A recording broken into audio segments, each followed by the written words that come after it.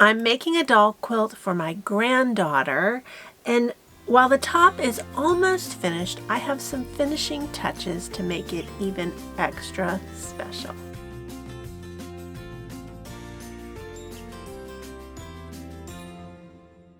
Hey friends, it's Barbara Sue at Kowalski Mountain, and welcome back to the homestead. Now, in the last video, I constructed this top for my granddaughter Blakely's doll quilt.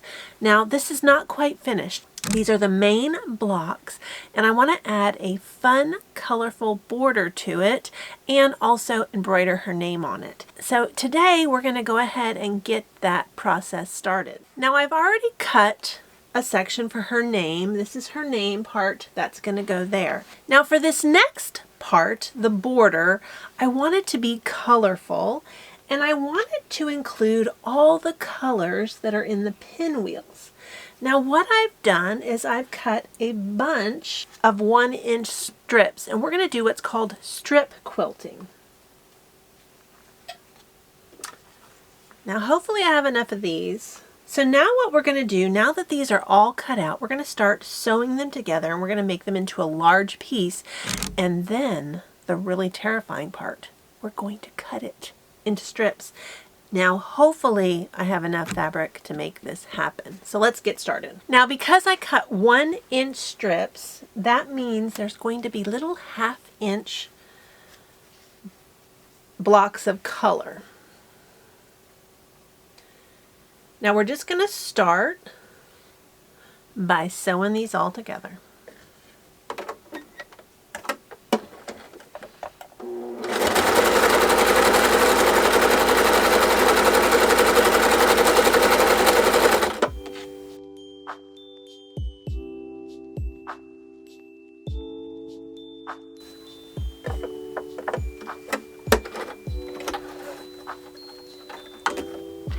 Now, since I'm using scrap, I am using the white or the cream, white on cream, to make my colored pieces go further.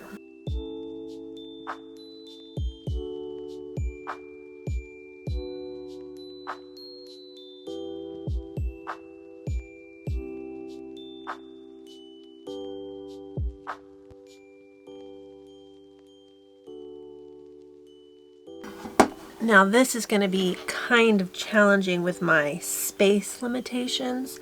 I want to press as I go. I think that will be easier.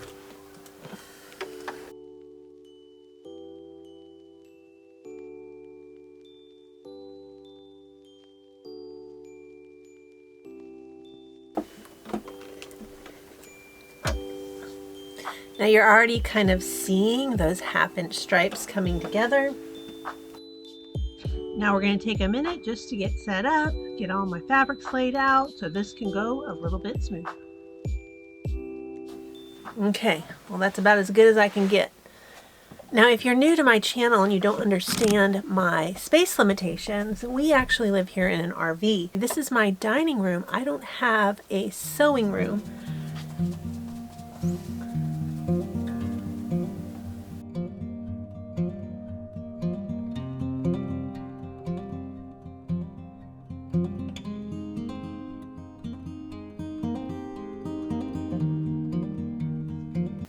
Now, the other thing that I'm trying to do here is I'm trying to press away from the white so that the shadowing of the fabric seams will not be behind the white.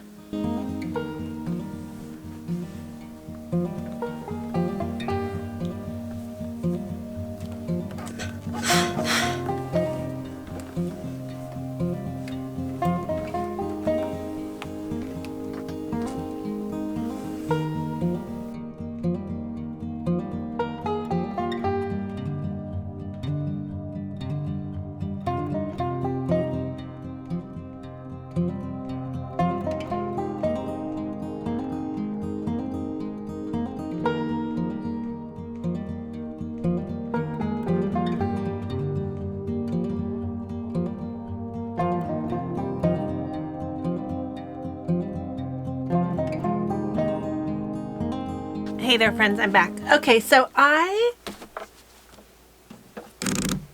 I have sewed my border fabric, and I haven't cut it yet because I'm trying to figure out how much I need. Now, I have to say it pressed out perfectly. Now, it was definitely the right call to press as I went because that pressed out perfectly. I'm really happy with that. So that is put to the side for right now. Now, on my quilt, I have my quilt up here. And I'm looking at the video monitor because it doesn't look too bad. I added this piece of fabric to put my granddaughter's name, and I'm going to embroider it there. But I wasn't liking it, and I was actually going to pick it all out, but it really doesn't look bad. I'm glad I looked at that before I got too far. I'm going to leave it because I want to put her name on it. Good, because I don't like picking out stitches. If you've seen any of my other quilting or sewing videos, I always tell you that your seam ripper is your friend. And it never seems like a friend, but it is. But it's still one of those friends that I don't really like very much, so I'm glad that I don't need to use it. Alright, so now I need to press it out. Let's start with this one. This is the easy one.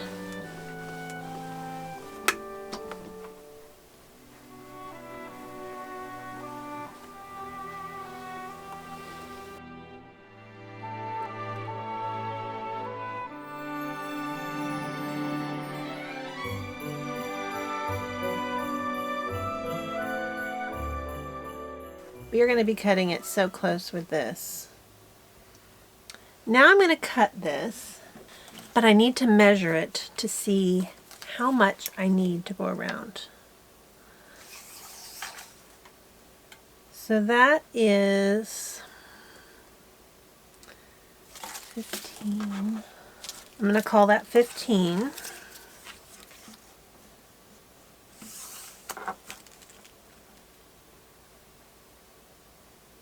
I'm going to call that 23.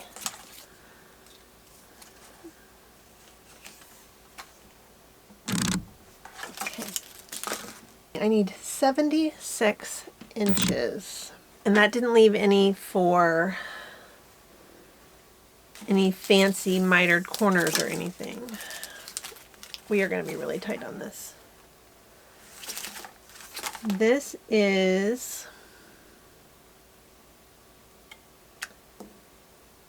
I'm going to call it 11 inches, which is a little short. 12. Okay, so what did I say? 76 inches. So we have 11 inches.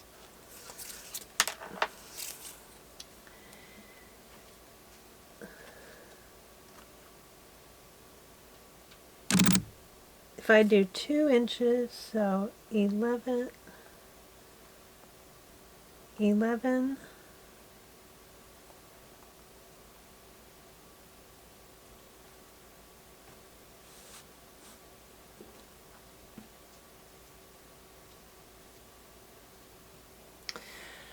at a 2-inch border, I think I'm still going to be short. I'm going to come up 10 inches short. It's going to be tight. All right. Now I went back to my scraps and I was able to piece one more section. So I added this much. Let's see if that's enough to get what we need. So this is 16 inches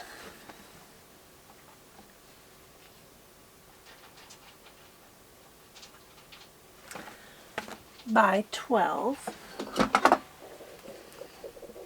So I can get 6 2-inches.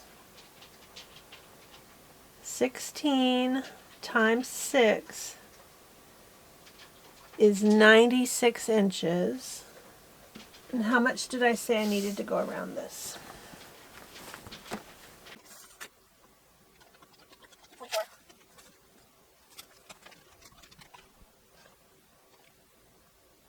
I think we can do it. So let's go ahead and cut it. So I'm calling this candy stripes. When we're doing this, we want to be careful not to stretch it.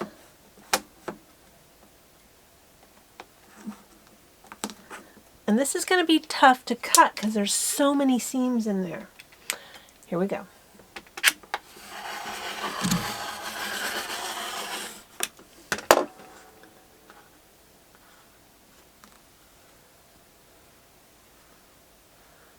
Isn't that going to be adorable? Okay, we're going to put that there.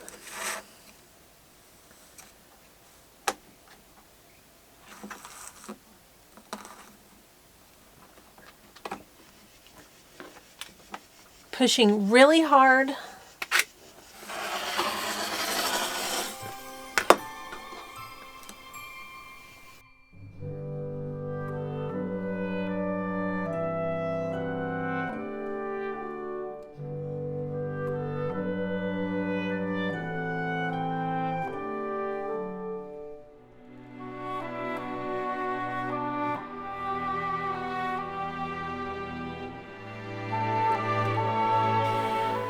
I am so happy with how these looks. Now this, I have done stripes like this before. Not such tiny ones. I did them on big stripes, like 2 and 3 inch stripes. I really am happy how this came out. So now we're going to sew these together into one long line.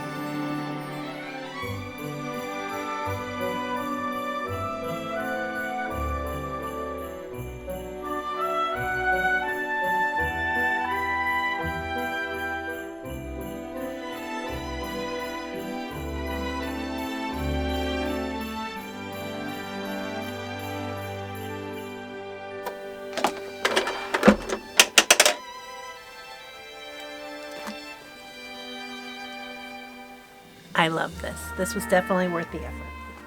Now I purposely left my strings that need to be trimmed so I could find where I needed to iron.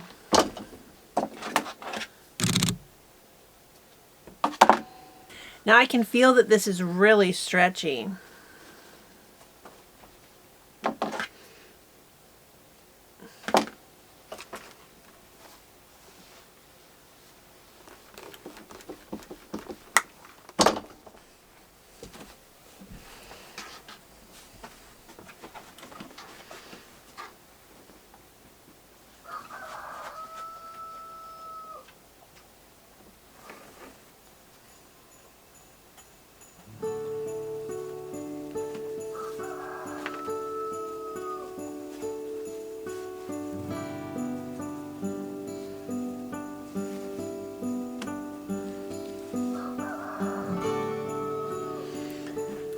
There's enough.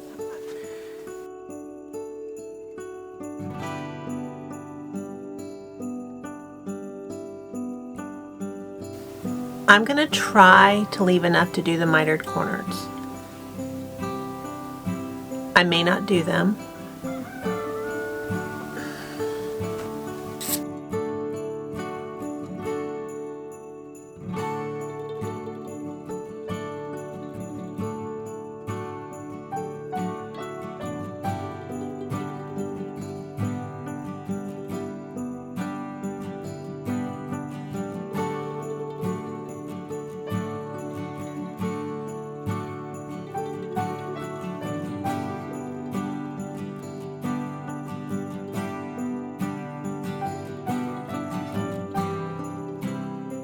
All right, that's ready.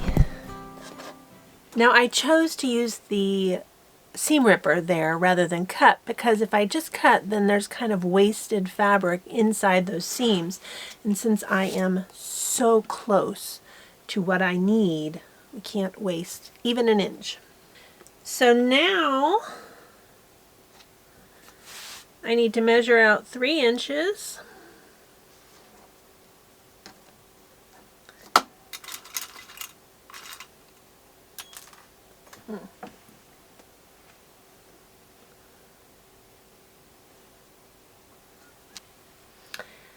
And we're going to pin this down.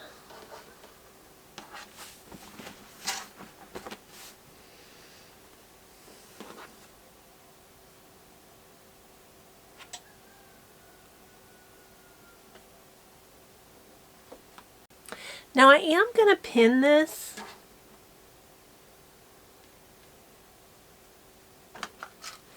because I really want to avoid stretching this as I sew. Because the problem with stretching it when I sew it is that once I take the tension off, it's going to pucker. And so I don't want any puckering. I want it to lay nice and flat. And pinning is going to help me from stretching it as I sew.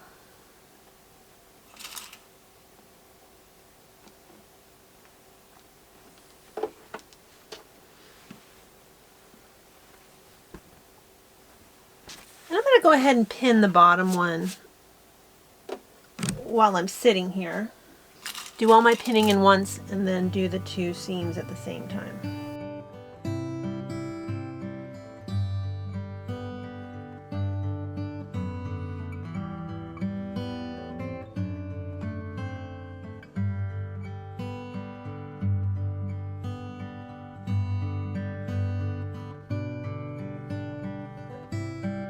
Now it's time to sew this on, and I'm trying to decide which side I should do it on.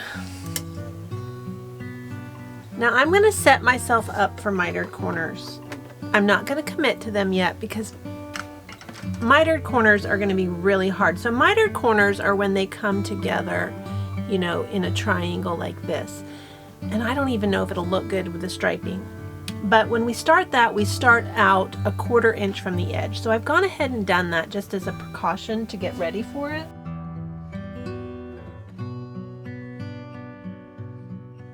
Now as I'm sewing, I'm making sure these little flaps are folded down and not puckering or bending the wrong way. That way it'll lay smoother.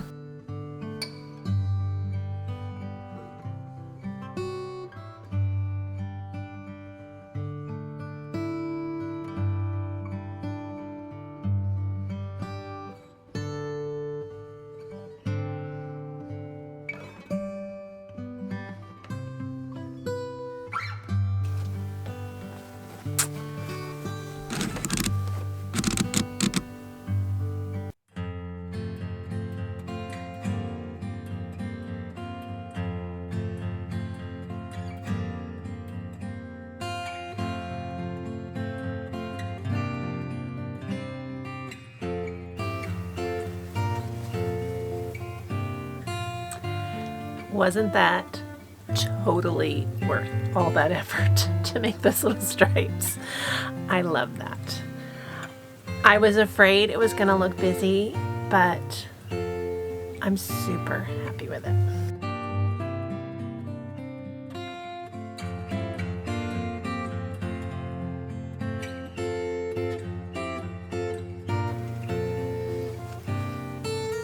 Now you'll notice as I'm laying it out that I'm being real careful not to stretch it, just to lay it flat.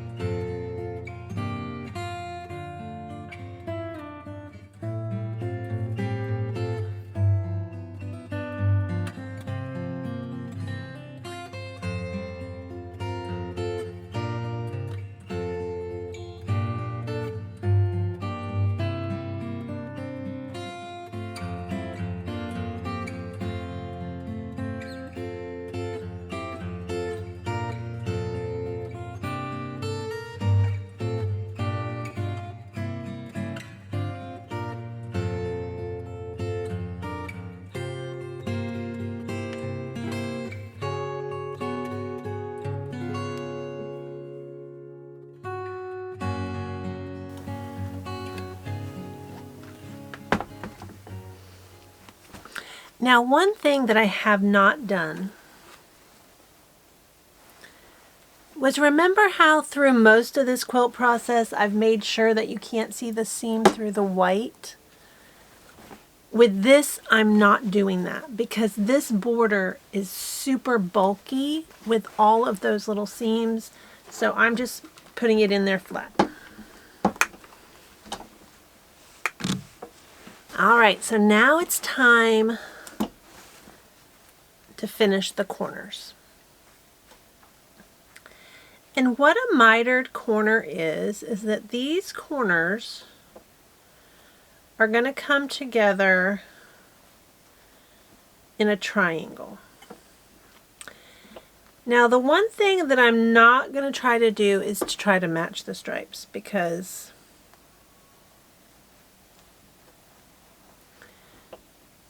it's going to be way, way too difficult.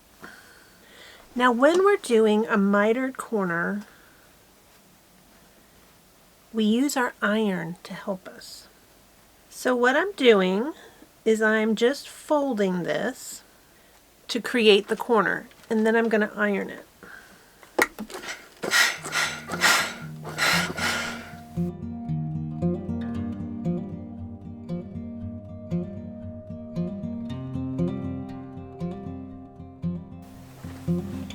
And so now I'm going to sew in my ironing line.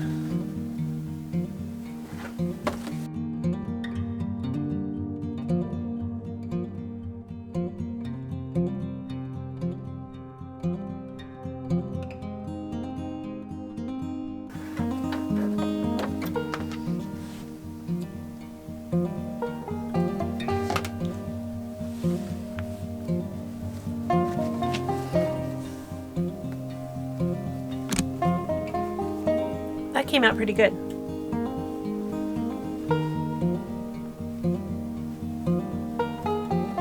That one was pretty easy. I really should not say that. I still have 3 to go. Let me get you where you can see a little better. So what I'm trying to do is I'm trying to make a triangle here, but I want to keep my edge really nice and straight there. And I want to do the same with this one.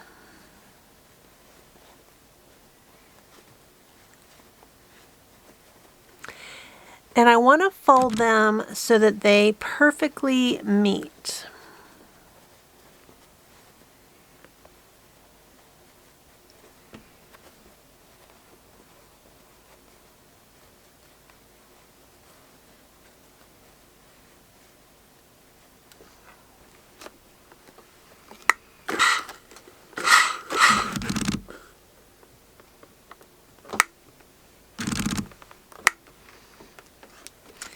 Now, I'm not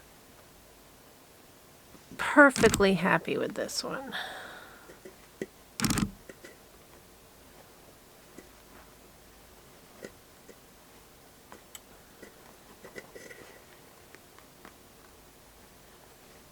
There, that's a little bit better.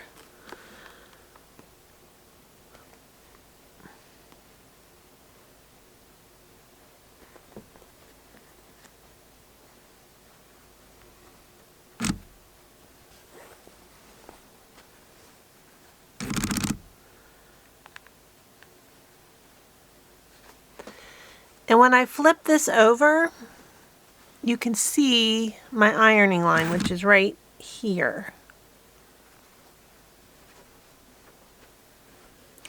And now we're going to sew that same ironing line.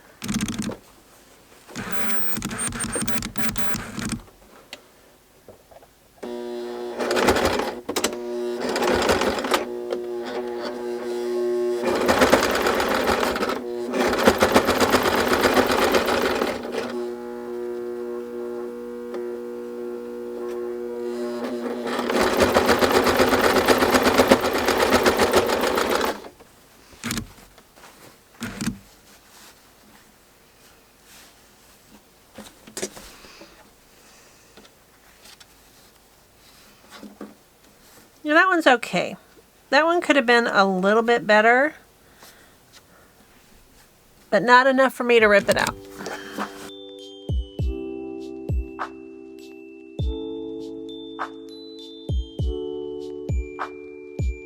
Now I'm also starting in the corner next to the quilt and working my way out.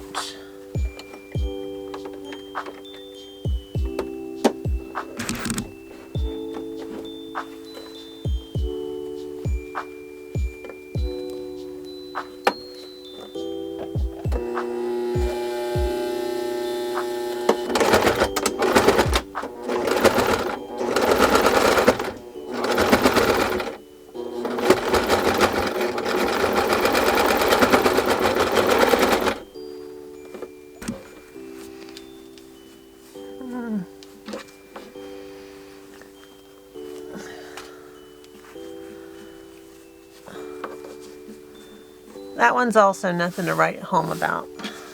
That one could have been a lot better. It'll work.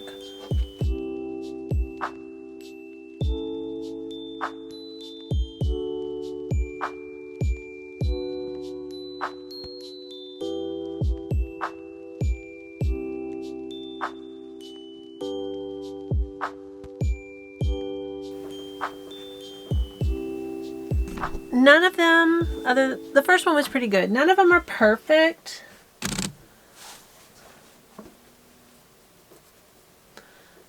But they're good enough for me. Now I need to cut off this bulk.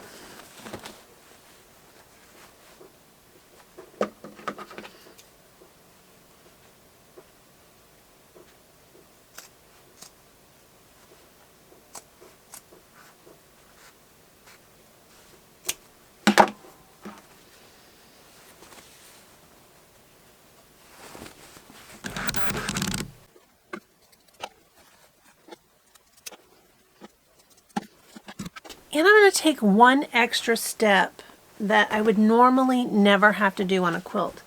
But because of this pieced border, I'm going to run a seam along the edge so that when I do the binding, these do not move and pucker and roll. It's definitely an extra step, but I think it's worth doing.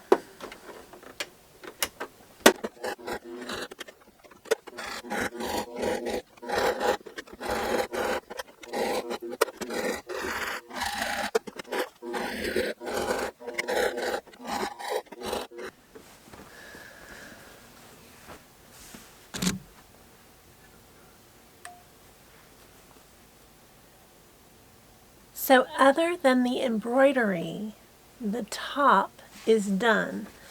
Now this is super colorful and I think it looks really cute. Now I think this is a perfect size for a little dolly quilt.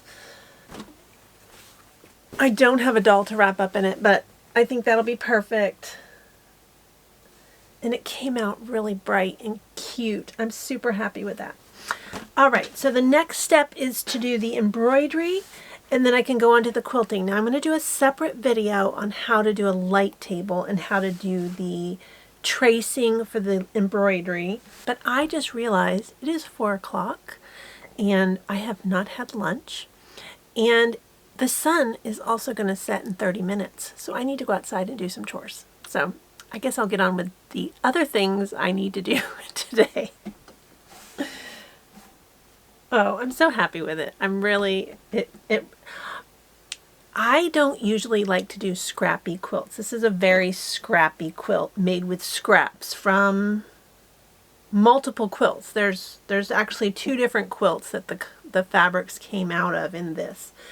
And I don't usually like that. I'm very matchy. I like everything perfect. But I think this looks great. I really, really think it looks great. I'm super happy with it. And I do like the space I left on the bottom to do her name. I don't think that looks too big. I think I'm going to do her full name and it's going to be just the right size. So we'll be back. Well, friends, I went ahead and did the tracing of my granddaughter's name, and I completely forgot to video that. Now, what I did was I made a blog post about how to make a DIY light table, and I was so focused on taking the pictures and doing all of that I forgot to video it. So I've already traced it on here, and I've actually already started the embroidery, and it's looking beautiful.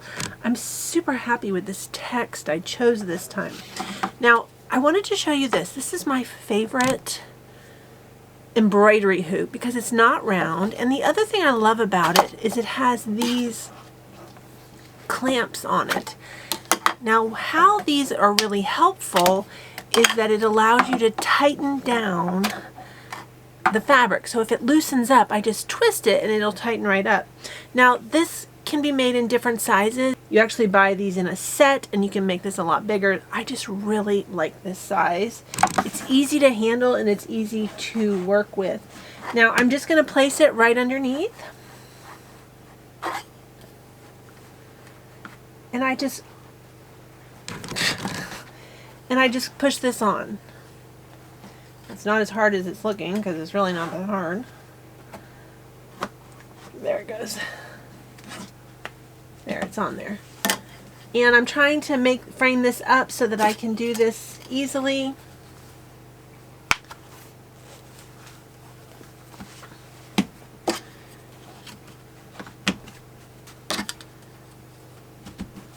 Now, what I was saying, when you want to tighten it up, you just turn it and it tightens, it loosens or tightens the clamp and gives it some tautness to it so that you can do your work. A little funky up there. There we go. I love this embroidery hoop. It's absolutely my favorite. Much better than that old kind with the hoop, and way better than that. Now, when you're working on a quilt, especially a big quilt, you want to kind of be careful with where your hands are because your hands do have oils in them and it can stain the fabric. So I try to hold on to the back of the fabric. Now, this is a relatively small embroidery project, so the chances of me transferring a lot of oil from my hands to my project is very minimal because this isn't going to take me very long. I already have Kowalski traced on here, and so now we're just going to get started and embroider it. Now, I like to take little stitches when I'm embroidering because I want there to be some detail, especially when you go to do those round letters. Little stitches are what's going to make it look more round and less blocky. Now, I also carefully choose my starting point because I have to think through how this is going to work out. So I started here, so I'm going to go up and I'm going to go down and then up and then out, and then I'll be close to this O to try to keep it from having to stretch too much behind this white fabric because this pink string can show through the white fabric. So we want to be careful of that for that not to happen. Now, something like this just takes time, and it's a really small project, so I expect to be done with this within the hour. Now, some of my strings are not laying very well, so I'm going to kind of just take this string and untwist it.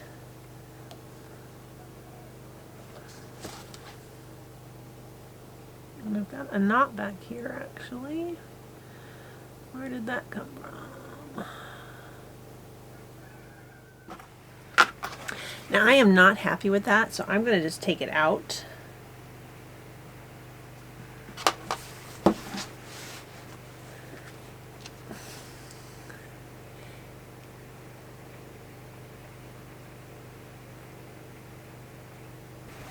Now, if I was further into this project, I probably would not have taken that out, but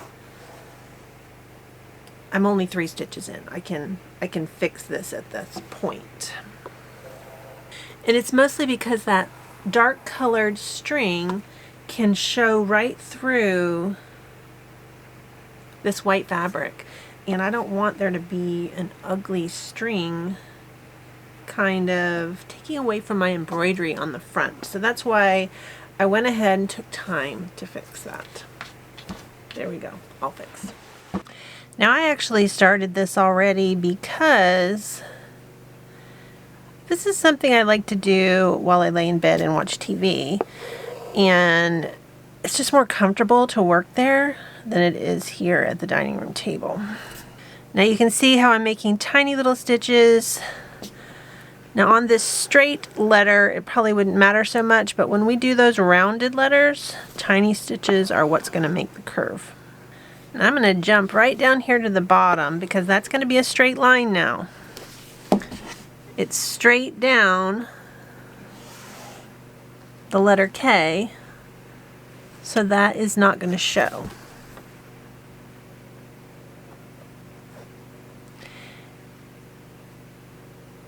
And I can really only do that because that's a very short distance. I wouldn't do that for a long distance, or if it was a long distance, I would take little mini steps all the way down.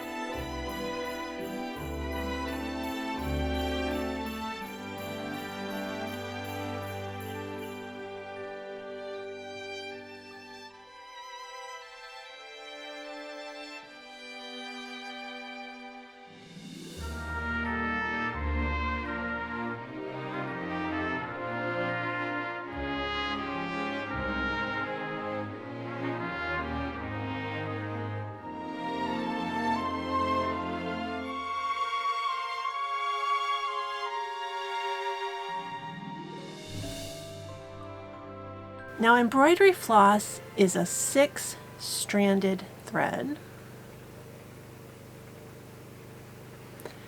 and I don't want to use all 6 threads. So what I'm going to do is I'm going to separate my threads with 3 and 3. So I have 3 over here and 3 over here. Now I'm just going to separate them by putting my finger through it,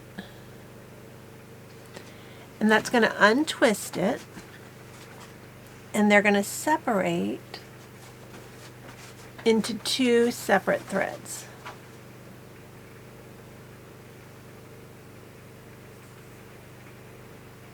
Now I have to kind of untwist as I go. So I'm separating, and I'm going to untwist these because they're tangling a little bit.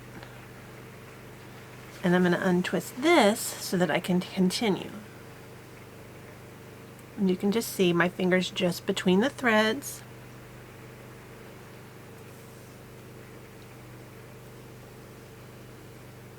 Now you want to work with a manageable piece of thread, not too long. Now this is going to be doubled, so it's going to be shorter.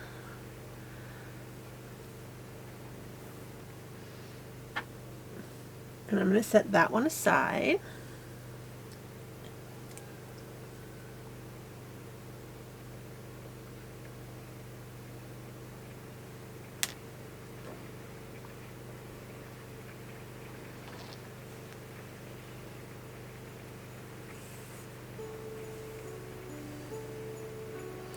And then I'm just going to tie a knot in the end. And I'm going to continue.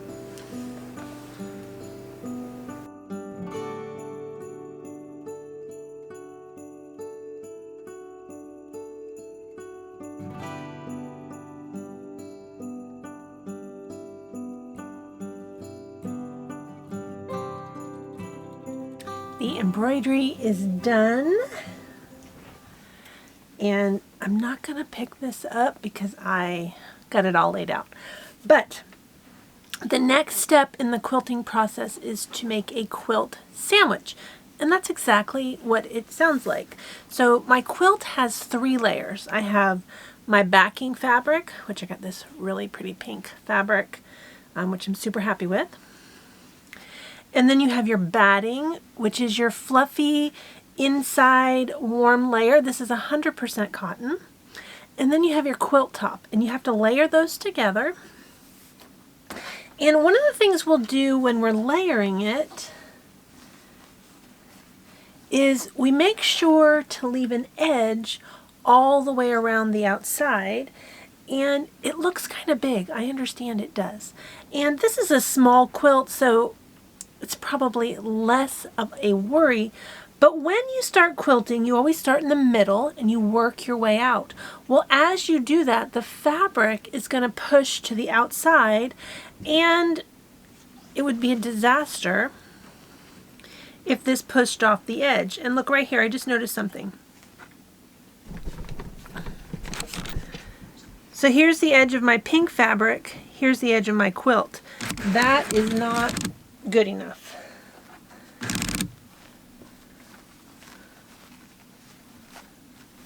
We need there to be an edge around this, so if this quilt shifts at all, there will still be pink on the back. So I moved that out a little bit. I feel better about that. Now the other thing that I'm dealing with is this edge here on the side, this white edge. So I also have to stay away from that because I don't want that to show on the back of the quilt either. I think I'm happy with that. So now I'm going to pin it, and I'm just using regular pins. And just like when we sew, when we pin, we start in the middle so it pushes out. Now I'm just going to push down, and that should catch all the layers. And then I'm going to pin it, or close the pin. Now, if I want to check, I can, which it did. It went through. The less we move it, the better. So now I'm just going to pin this whole top.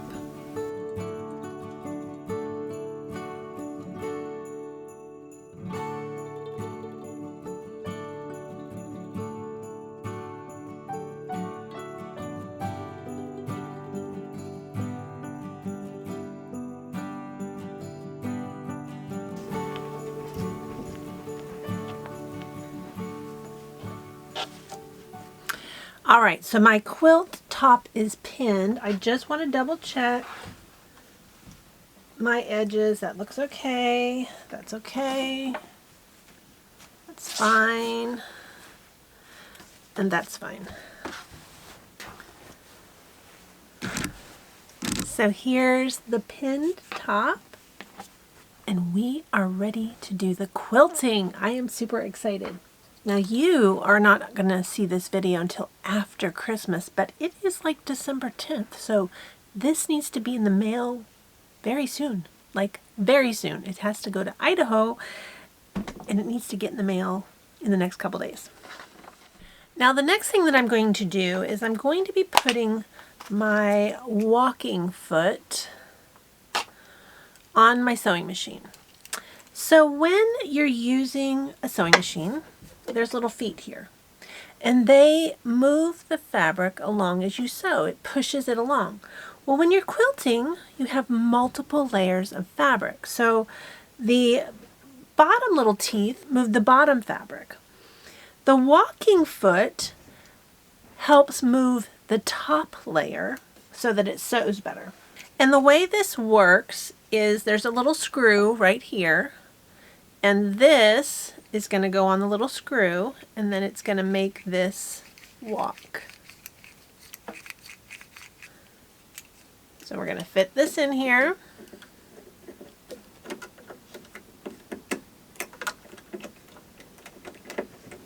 Whoops. Get this up on it.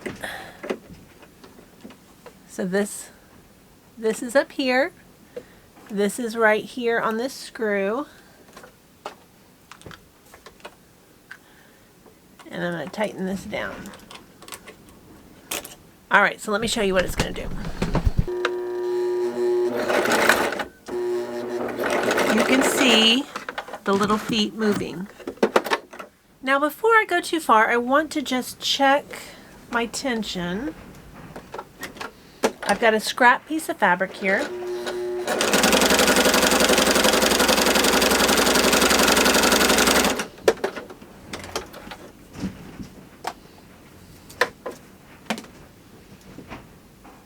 and this is the back. So I want it to look that those back stitches look good, and they look fine. My sewing machine has tension problems. So now we're just going to start in the middle, and we are going to work our way to the outside. I'm going to be quilting in what they call stitch in the ditch. Between these there is a seam. I'm just going to stitch between where the two seams meet. Now, because I had made that mistake in the last video where I had the needle set incorrectly, I am not going to do all these little pinwheels. I'd love to, but I think they're too bulky here in the center, so this is going to be very simple, just straightforward. Now, while we're doing this, we want to manage all this extra fabric.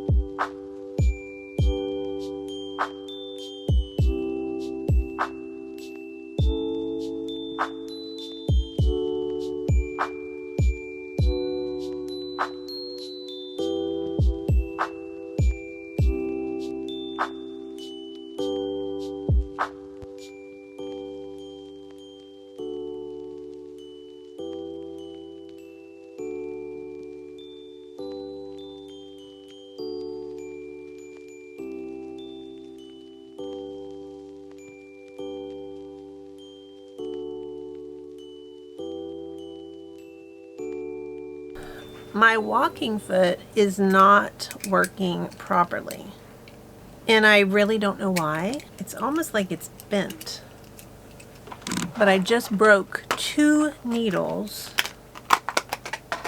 back to back within the last minute. Thankfully I have more. I think I need to put this on my list to order new ones, because now I only have 1 spare.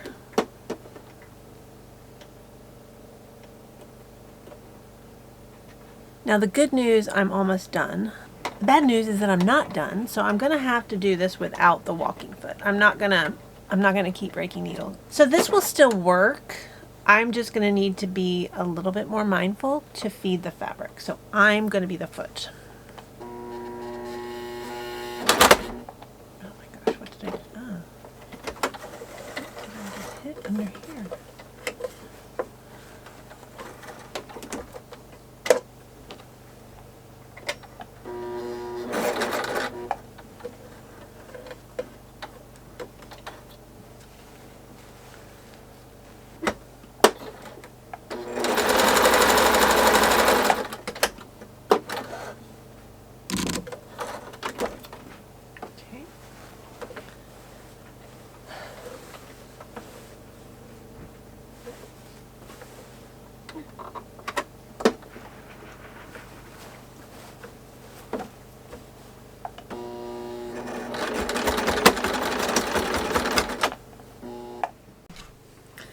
All right, we are in the home stretch. So I've cut out a little label to go on the back of my quilt, because I believe it's important to sign your quilts so that someday when my granddaughter passes this quilt on to her daughter or her granddaughter, that people know who made it. So I always sign my quilts. I always put a label on them so people know that I made it.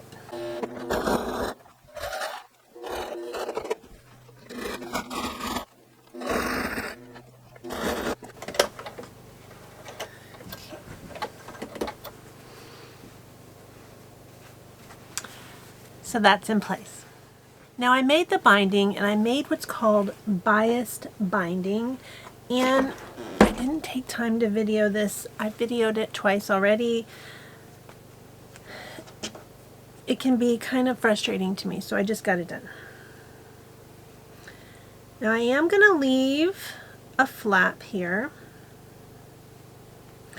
Now I sew my binding to the front, so I have the cleanest seam on the front and I fold it to the back. Now another thing that's important to me, I always like my binding to match my back. It's just one of those things that's important to me. It doesn't really matter, but I like it that way.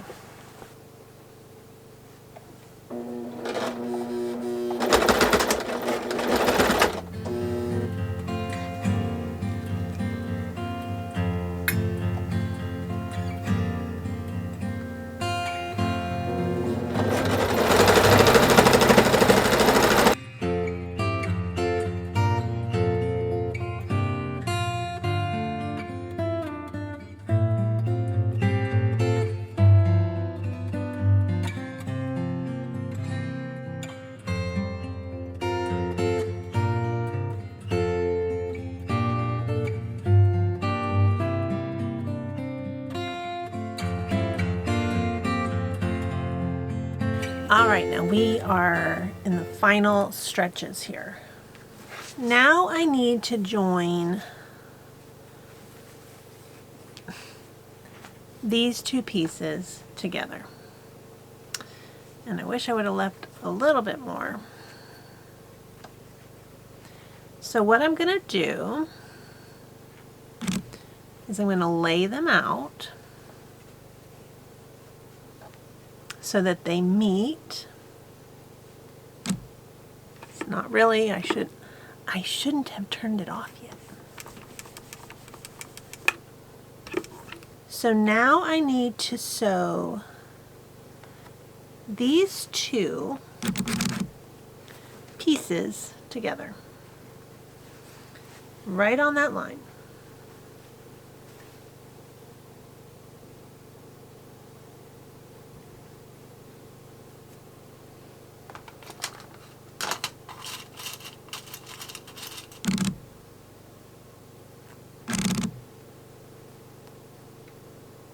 And I'm going to sew exactly on the ironing line.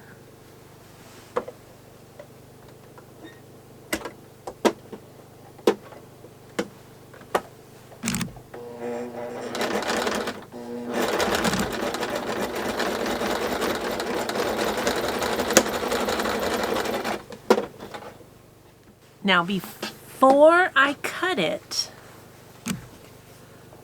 I want to make sure that it's going to be okay.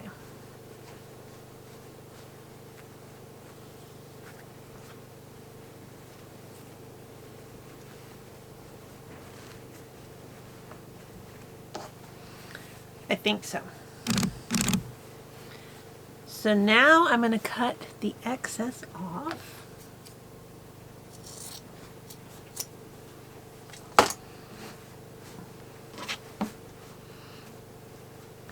Perfect.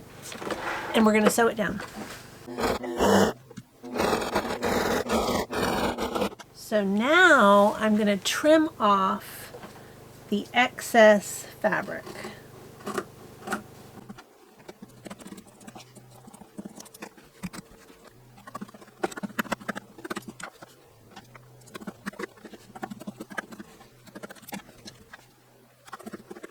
I am so happy. I love this pink. Now what I've got to do is I'm going to take this binding and I'm going to pull it over to the back and I'm going to sew it down. Now I prefer to do the binding, this part of the binding by hand. I think it looks nicer and it's just my personal preference. You don't have to do it that way. You can sew it on there with your machine, but personally, I like it hand sewn. So I will be hand sewing it. And that is something I like to do in my bed, in my jammies, when I'm watching TV. So I will come back in the morning and I'm going to show you the finished quilt. Oh my goodness, friends, I was in such a hurry to get to the post office on a Friday afternoon so that this quilt would make it to Idaho before Christmas that I forgot to wrap up my video. Now I'm super thrilled with my quilt, and I hope that Blakely loves her doll quilt. Now, as always, friends, I really appreciate you watching, especially to the very end. If you haven't hit that subscribe button yet, hit that button. I'd love you to be a part of the Kowalski Mountain family. Thanks so much. We'll see you next time.